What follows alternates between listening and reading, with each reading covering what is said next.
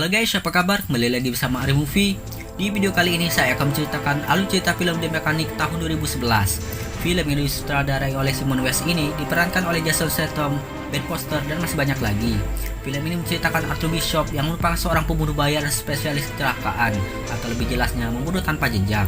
Oke, sebelum masuk ke alur ceritanya, klik dulu like dan subscribe terlebih dahulu agar admin semakin semangat dalam membuat video.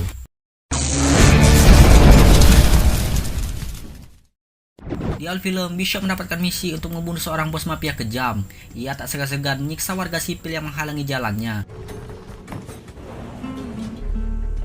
Karena cuaca sangat panas hingga membuat si bos mafia haredang, dan ia pun memutuskan untuk berenang di kolam pribadinya. Namun di kolam tersebut sudah ada Bishop yang menunggu kehadirannya. Bishop menarik bos tersebut hingga mondiar. Dan Bishop pun berhasil membunuh bos itu yang membuatnya seolah-olah tewas tenggelam.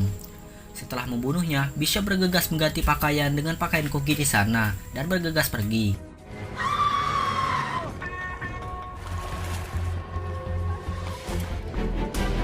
Bishop pun melompat ke sungai dan menggentol kapal yang melintas dan misi pun selesai. Keesokan harinya, Bishop pun pergi ke pelabuhan dan memberi minuman temannya yang sedang tertidur pulas. Dan Bishop pun melanjutkan perjalanannya menggunakan kapal kecil. Bishop ternyata ingin pulang ke rumahnya yang berada di seberang sungai Musi. Setibanya di rumah, Bishop langsung menyetel lagu dangdut dan menatap dindingnya. Dan ternyata di sanalah Bishop mengatur konsep pembunuhannya yang harus terancang seperti kecelakaan. Dan apabila misinya selesai, Bishop langsung membakar konsepnya agar pembunuhan lamanya tidak diketahui. Keesokan paginya, Bishop pun sarapan sambil membaca berita yang sedang trending, yang mana berita itu menyampaikan jikalau bos narkoba yang tewas tenggelam, padahal Bishop lah yang membunuhnya. Setelahnya, Bishop pun pergi kembali lagi ke pelabuhan dan memberikan temannya uang parkir kapal kecilnya. Setelah itu, Bishop pergi lagi menggunakan mobil menuju restoran, dan ternyata Bishop menemui temannya yang bernama Harry. Dan Harry inilah yang memberikan Bishop pekerjaan. Harry sangat terkesan dengan Bishop yang selalu menyelesaikan misinya dengan aman. Setelahnya, Harry pun mengajak Bishop untuk mengambil uang bayarannya. Setelah mendapatkan banyak uang, Bishop pun pergi ke suatu bar untuk membeli pempek telok. Setelah mendapatkannya, Bishop langsung membokingnya dan menghabiskan malam yang indah. Setelah long time penuh, Bishop pun langsung pulang dan memberikan bayarannya. Setibanya di rumah, Bishop pun memeriksa pekerjaan selanjutnya, dan betapa terkejutnya Bishop setelah melihat target pembunuhan berikutnya adalah sahabatnya sendiri, yaitu Harry. Ingin memastikannya lagi, Bishop menghubungi perusahaan yang memberikannya pekerjaan untuk mengadakan pertemuan. Singkat cerita, mereka pun bertemu. Dia adalah Dean yang merupakan petinggi di perusahaan tempat Bishop mendapatkan pekerjaan. Dean memberitahu Bishop jikalau Harry telah menjual rahasia perusahaannya yang membuat 5 orang pembunuh bayaran tewas. Dean pun memiliki bukti transferan ke rekening Harry. Dan Dean pun mengatakan ke Bishop jika Harry harus mati, jika tidak perusahaannya dalam bahaya. Dean pun memberikan Bishop waktu 2 hari untuk menyelesaikan misinya, yaitu membunuh Harry. Jika tidak, mereka yang akan melakukannya sendiri, dan Bishop pun setuju untuk membunuh Harry. Malam harinya, Bishop pun menjalankan misinya. Bishop menelpon Harry yang sedang berada di kantornya. Bishop berpura-pura memberitahu Harry jikalau ada seseorang yang akan membunuhnya. Dan Bishop menyuruh Harry untuk memutus semua generator lampu dan memutuskan lift. Kemudian menggiring Harry untuk pergi ke parkiran sendirian. Setibanya di parkiran, Harry terkejut bukan main jika orang yang akan membunuhnya adalah sahabatnya sendiri, yaitu Bishop. Namun ternyata Harry memiliki pistol dan bisa saja membunuh Bishop balik. Namun ia tak melakukannya. Harry malah memberikan pistolnya ke Bishop dan pasrah jika ia harus mati di tangan sahabatnya sendiri. Harry berpikir lebih baik sahabatnya yang membunuhnya daripada orang lain. Setelah membunuh Harry, Bishop pun sangat bersalah karena telah membunuh Harry. Di pemakaman Harry, Bishop bertemu dengan berandalan yang ternyata anaknya Harry yang bernama Steve. Bishop pun menemani Steve mengunjungi rumah ayahnya yang tak akan lama lagi akan disita oleh bank. Lalu Steve bercerita ke Bishop jika ia akan membalaskan dendam kematian ayahnya dengan cara membunuh semua perampok di kota itu. Steve berpikir jika yang membunuh ayahnya adalah perampok, padahal orangnya berada di sampingnya sendiri. Singkat cerita, malam pun tiba. Steve mulai melakukan rencananya untuk berburu perampok. Steve dengan sengaja berdiam diri di dalam mobil, seolah-olah ia tengah mabuk. Dan benar saja, tidak lama kemudian datanglah perampok malang yang langsung menodong Steve. Dengan mudahnya, Steve menghajar perampok tersebut. Pada saat Steve ingin membunuh perampok tersebut, datanglah Bishop yang langsung menenangkan Steve. Keesokan paginya, Bishop bertemu kembali dengan Steve. Di sini, Steve meminta pekerjaan kepada Bishop. Steve berkata jika Bishop dulu sering diberi pekerjaan oleh ayahnya, dan Bishop berutang pada ayahnya. Awalnya Bishop menolak, tapi mengingat ia merasa bersalah karena telah membunuh ayahnya, akhirnya Bishop pun setuju untuk memberikan pekerjaan sama sepertinya, yaitu menjadi the mekanik atau pembunuh bayaran. Bishop pun membawa Steve ke rumahnya, dan Bishop membiarkan Steve untuk tinggal bersamanya. Lalu Bishop pun melatih Steve dalam menggunakan berbagai jenis senjata, agar bisa menjadi seorang pembunuh bayaran sepertinya.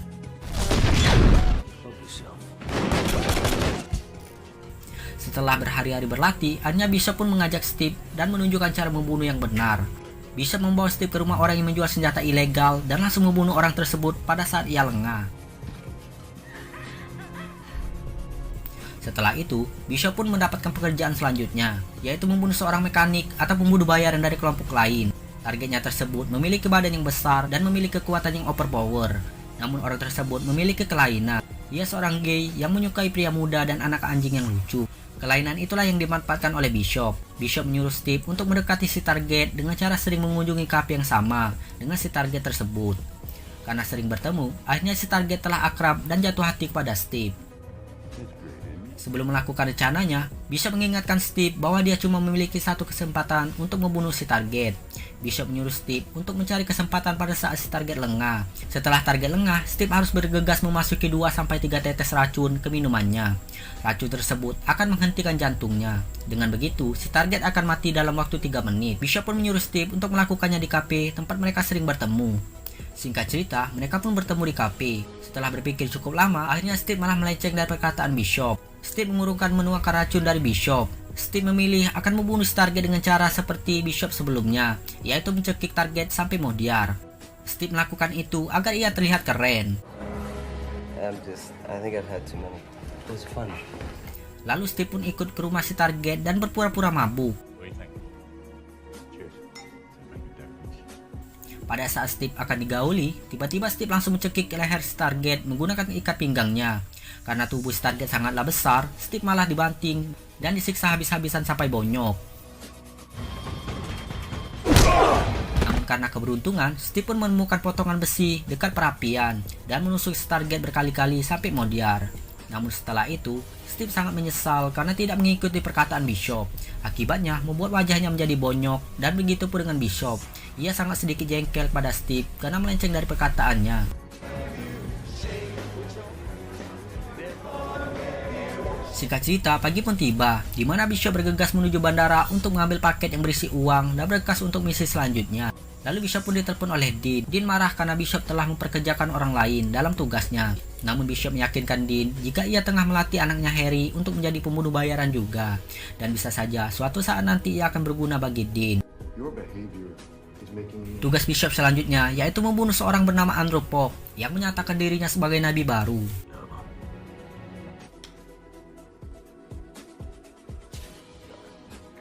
Bishop dan Steve berencana membunuhnya menggunakan suntikan adrenalin sebelum dokter pribadi Andrew menyuntikkan obat vitamin. Dengan begitu, kedua obat tersebut akan tercampur di tubuh Andrew dan ia akan mati keracunan. Dan Andrew akan dikira tewas oleh kelalaian dokter pribadinya. Singkat cerita, mereka pun berangkat ke Illinois, Chicago, tempat di mana Andrew berada. Setelah memata-matainya berhari-hari, Bishop dan Steve pun melakukan misinya. Mulai dari memasang CCTV mini di berbagai sudut dan memasuki lubang ventilasi udara untuk mengawasi pergerakan Andrew. Namun sayang, pada saat mereka mengawasi Andrew, ternyata ia kecanduan mengkonsumsi narkoboy jenis ketamin, yang mana obat tersebut dapat mencegah efek adrenalin yang akan mereka suntikan ke Andrew, sehingga mau tidak mau mereka harus mengganti rencana mereka. Mereka pun mendapatkan rencana baru, yaitu dengan menggunakan selang kamera yang dimasukkan ke dalam tenggorokan Andrew secara paksa dan menutup hidungnya. Dengan begitu, Andrew pun tewas tersedak. Setelah berhasil membunuh Andrew, mereka pun kembali lagi ke ventilasi udara. Mengetahui bosnya tak bernyawa, pengawal Andrew pun memeriksa sekitar ruangan. Namun sayang, Steve tak sengaja menyenggol Moore yang membuat Moore tersebut menggelining keluar. Pengawal Andrew yang melihat itu pun curiga dan memeriksa cermin tempat di mana mereka bersembunyi. Pada saat pengawal itu akan melepaskan cerminnya, Steve dengan cepat menembak kepala pengawal tersebut. Dengan begitu, mereka pun ketahuan dan terjadilah baku tembak.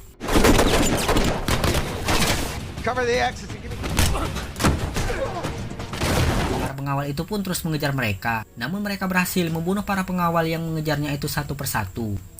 Beruntung, mereka berhasil kabur dengan cara melompati gedung itu menggunakan tali yang ada di sana. Setibanya di bawah, mereka berhasil berkamuflase dengan orang-orang di sana. Lalu mereka memutuskan untuk berpisah arah dan janjian bertemu keesokan harinya di rumah Bishop. Pada saat Bishop menunggu jadwal penerbangannya di bandara, ia tak sengaja melihat Sebastian yang merupakan seorang pembunuh bayaran sepertinya, yang dulu dikabarkan meninggal akibat pengkhianatan Harry, dan faktanya dia masih hidup. Bishop pun mengikutinya ke dalam bus. Di dalam bus, Bishop menginterogasi Sebastian. Dari perbincangan itu, akhirnya Bishop pun sadar jikalau dia telah ditipu oleh Dean. Dean memanfaatkannya untuk membunuh Harry. Karena ternyata yang membantai tim Sebastian saat di Cafe Town adalah Sebastian sendiri. Sebastian dibayar oleh Dean untuk membantai timnya dan memalsukan kematiannya. Lalu disuruh menghilang oleh Dean. Dan karena pembantaian itu, Harry lah yang difitnah dan disalahkan oleh Dean. Itu semua agar Bishop mau membunuh Harry. Dan ternyata Harry telah menjadi target pembunuhan seseorang. Orang tersebut membayar Dean sebanyak 50 juta dolar untuk membunuh Harry. Dalam penyesalannya, Bishop tiba-tiba diserang oleh Sebastian. Karena sudah pro, Bishop pun berhasil menghindar dan terjadi pertarungan yang sengit. Pertarungan tersebut berakhir setelah Sebastian terlempar keluar dan ditabrak oleh mobil lain yang sedang melaju kencang. Bishop pun bergegas pulang ke rumah untuk melakukan pembalasan dendam kepada Dean. Pada saat Bishop tiba di dermaga, ia tiba-tiba diserang oleh anak buah Dean. Namun Bishop berhasil membunuh mereka semua dengan amat mudah. Akibat pertempuran itu, membuat teman Bishop yang biasa menjaga kapal kecilnya tewas. Dan membuat amarah Bishop ke Dean semakin memuncak. Bishop pun langsung menelpon Steve yang sedang berada di rumahnya. Dan ternyata, Steve sudah dikepung dan ditodong oleh anak buah Dean. Bishop pun memberitahu Steve jika di selipkan sofa tempat Steve duduk terdapat pistol. Steve pun langsung mengambilnya dan langsung membunuh mereka semua. Tidak lama kemudian, Bishop pun tiba dan langsung menyuruh Steve untuk mengambil semua senjata. Karena mereka akan segera melakukan misi balas dendam kepada Dean. Pada saat mengambil senjata, Steve tak sengaja menemukan senjata kesayangan ayahnya di sana. Steve pun curiga jikalau Bishop lah yang membunuh ayahnya. Setelah selesai mengumpulkan senjata, mereka pun akan pergi ke kediaman Vince yang merupakan pengawal Dean. Di perjalanan, Steve pun sangat sedih mengingat jika ayahnya mati di tangan temannya sendiri yaitu Bishop. Namun Steve berpura-pura tegar dan seolah-olah tidak mengetahui apa-apa.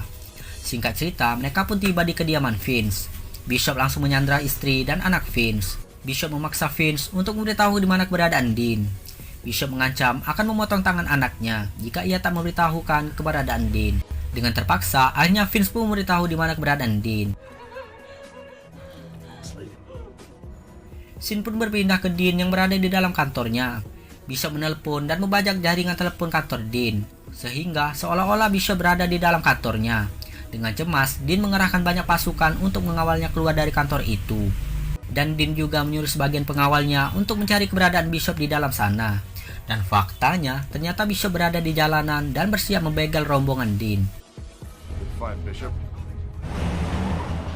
Setelah iringan Dean tiba, Bishop langsung menabrakkan mobilnya ke salah satu mobil pengawal Dean dan langsung menembaki mereka. Setelahnya, Bishop pun berpindah ke mobil pengangkut sampah. Dari arah berlawanan, Steve menabrak pengawal Dean dari depan menggunakan mobil bus yang berhasil ia bajak. Bishop pun tiba dan langsung menabrak, mengangkat, dan menghempaskan mobil Dean. Dean pun sekarat. Tanpa ampun, Bishop dan Steve langsung menembaki wajah Dean sampai tak tersisa. Dan mereka pun berhasil membalaskan dendam. Setelahnya, mereka pun pulang. Di perjalanan, mereka bercerita jika mereka akan berpisah dan menjalani hidup masing-masing dengan identitas baru. Namun di tengah perbincangan, Bishop melihat pistol Harry di saku Steve. Dalam artian, Steve telah mengetahui jika yang membunuh ayahnya adalah dirinya. Namun Bishop heran kenapa Steve tidak marah kepadanya. Lalu mereka pun mampir ke sebuah SPBU untuk mengisi bensin. Akan tetapi, Steve berencana akan membalaskan dendam kematian ayahnya ke Bishop. Steve dengan sengaja tidak memasukkan selang bensin hingga membuat bensinnya menjadi tumpah dan membanjiri kolong mobil. Lalu Steve pun berpura-pura untuk mampir ke Indomaret terlebih dahulu untuk membeli rokok Apache. Dari kejauhan, Steve menembak genangan bensin hingga membuat mobil Bishop meledak dan membuat semua SPBU terbakar.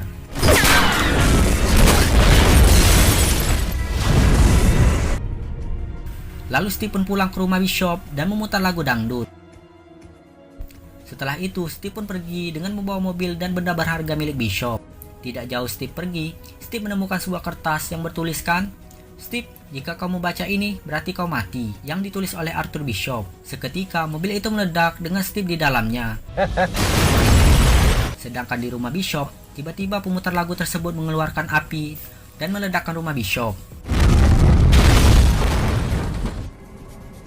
Kemudian polisi pun memeriksa rekaman CCTV yang memperlihatkan seseorang yang melindungi keluar dari mobil. Dan faktanya orang itu adalah Bishop yang berhasil menghindar sesaat sebelum SPBU meledak. Dan Bishop pun berhasil selamat. Bishop menaiki sebuah mobil yang telah ia siapkan, lalu pergi menjauh dari sana dan film pun selesai. Nah, jadi itulah guys alur cerita film The Mechanic tahun 2011. Mohon maaf jika terdapat banyak kekurangan dalam bercerita. Jika kalian suka video ini, klik like dan subscribe channel ini agar admin semakin semangat dalam membuat video. Sekian, salam cukup dan bercukup tengah duo.